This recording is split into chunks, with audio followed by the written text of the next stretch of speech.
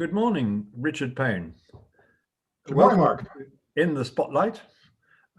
You are, I think, the chair of the Charitable Operations Committee of the charity, and I hope you're going to tell us all about it this morning. But first of all, just give us a little about your background and how you became a member of the WCIT and how you ended up where we are on the committee. Sure. Thanks, Mark. Hi. Glad to be here. I was born and raised in Canada myself, and I started my career back on the trading floor of the stock exchange in the 1980s. I first got into IT by providing requirements to automate equities and options floor trading and put ourselves out of work. I came to the UK in 1997, spent a bit of time as a futures trader before getting back into banking, and spent many years in the city as a managing director and chief technology officer at banks. These days I consult for clients and help them with their IT infrastructure transformations and journeys to cloud. But very much I wanted to be putting something back into the city, and I joined the information technologists going on 10 years ago now. And as well, I do a variety of other work with educational institutions, a special needs college in Kent, Open University, and I enjoy very much being our governor at Lillian Baylis Technology School. Good, good. And how long have you been that at Lillian Baylis? I've been the governor there for, I guess, going on 4 or 5 years. Are you very much enjoying it. I chair our finance committee there. Are you our only governor, or is it? Yes, I'm our only governor there at the moment. Whereas I know at Hammersmith we have, I think, 3 or 4, don't we? Yeah. Yes, yeah. Okay. So, so when did you get involved with the charity? Well, I was invited a few years ago by Gary Moore, the previous chair of Charitable Ops, if I wouldn't be interested in coming to work with the committee. So I started attending those meetings, and I immediately found how interesting and rewarding that part of our work could really be. And I'm very happy to be chair now since September last year. So I'm really into a 3-year term. Oh, that's good. So you started as the T-boy and worked up. Yes. So and then you, of course, Gary Moore was the chair before you, wasn't he? Yes, yeah, he was. He did a terrific job, and so it's a high bar that's been set for me to continue against. So tell me how what does the committee do, and how does it operate? Well, the Charitable Ops Committee is the grant-making committee of our WCIT charity. So we're given an annual budget by the trustees of the charity. And then in my mind, we do the wonderfully rewarding work of giving money to worthy beneficiaries in the charity sector. So we receive a lot of applications every year from a wide variety of charities for their specific projects. We review those and vet those down to a short list that best align to our own objectives. And then we discuss those at our quarterly meetings and make decisions on which ones to support and how much money to give. I think I'm right in saying you have both long-term partners and sort of ad hoc grants, don't you? Yes, we've got a number of strategic partners. The school's Hammersmith Academy and Lillian Baylis Technology School, and the good support we do for those students, AbilityNet, and their Tech for Good awards, and what they do for those that are disabled or with impairment. Lifelight's a great charity, the amazing work that they do with life-limiting children. And then we also have the homeless, don't we, at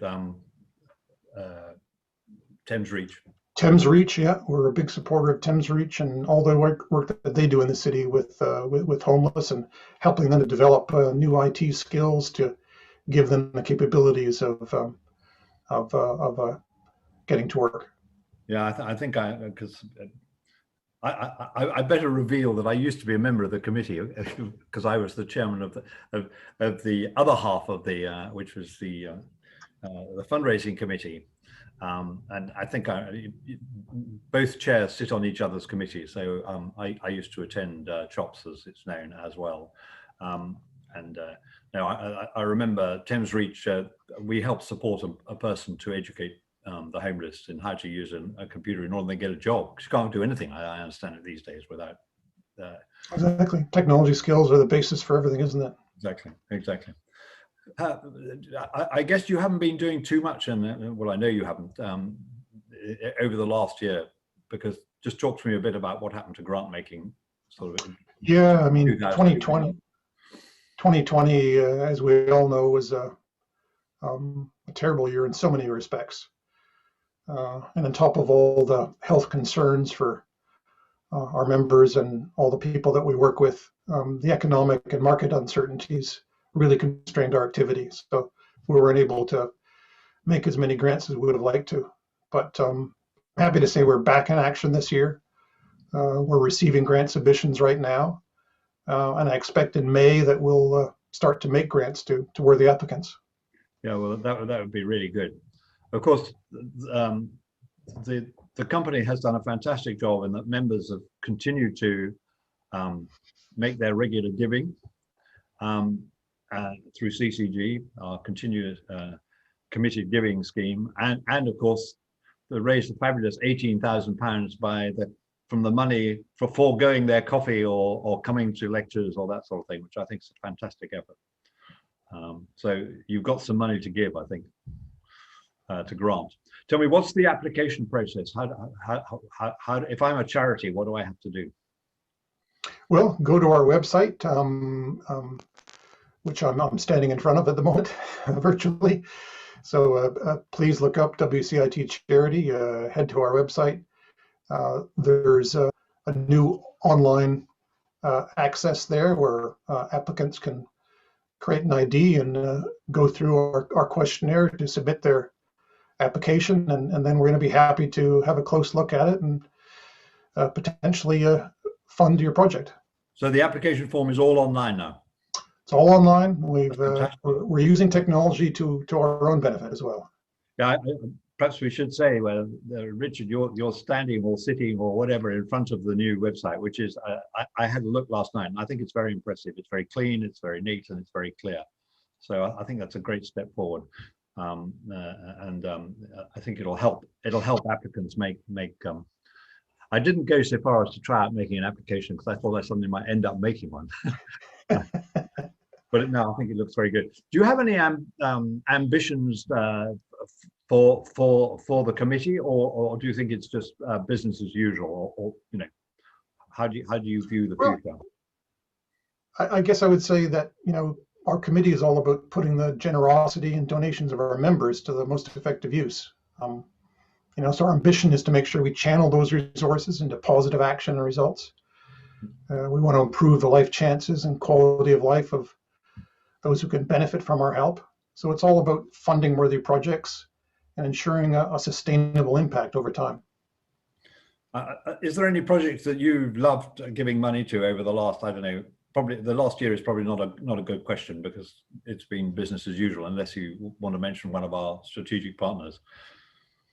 Well, on top of our strategic partners, we talked about a couple of minutes ago, there's some terrific groups that we do some work with, organizations like Autistica, and their application to help autistic people understand and manage their anxiety. Cyber Girls First, the workshops that they do to attract more young women into IT. Oakleaf Enterprise and their IT training programs for those with mental illness, and many more. Fantastic. Now, I guess, are you looking for volunteers to join the committee? Do you need more people, or you know, because one of the things I've done with the other panels, a lot of them are looking for extra help if they you know, that they need, and they've used this as an opportunity to invite people on. Is it the same with you, or? Absolutely. In case of pressed men, you choose, or women, you choose them, and they have to come. We can use more help. I mean, charitable operations as an operational committee is typically smaller than some of the other panels. So we've got 5 committee members at the moment. I'd like to add 2 or 3 more, to be honest. Good. So I'm very much interested in speaking to those that are keen to get involved in our work. If I think about what we're looking for, I mean, we can always benefit from people that have the skills to assess and inform their view on what submissions are going to have the most sustainable impact. So skills in grant making, education, technology development and deployment, all helpful. I guess Very happy to speak with everyone. if you've been a trustee of a charity, that might be quite helpful too. Absolutely, yes. Yeah. Okay. So I think we really covered most of the things. Is there anything you'd like to add to what you've told us? No, I mean, I guess I would close off by saying that everything that we do and the achievements that we're able to make at Charitable Operations are the achievement of all of our members and their generosity. So I want to thank them for all that they do to make the committee possible and our impact real, and ask you all to keep giving. Well, that's very kind, and thank you for spending time with me this morning. And I would add my thanks to yours, because I mean, I think our charity does a fantastic job in every, and that's all thanks to the members and their both giving their time and their money. So anyway, thank you very much. Thanks, Mark.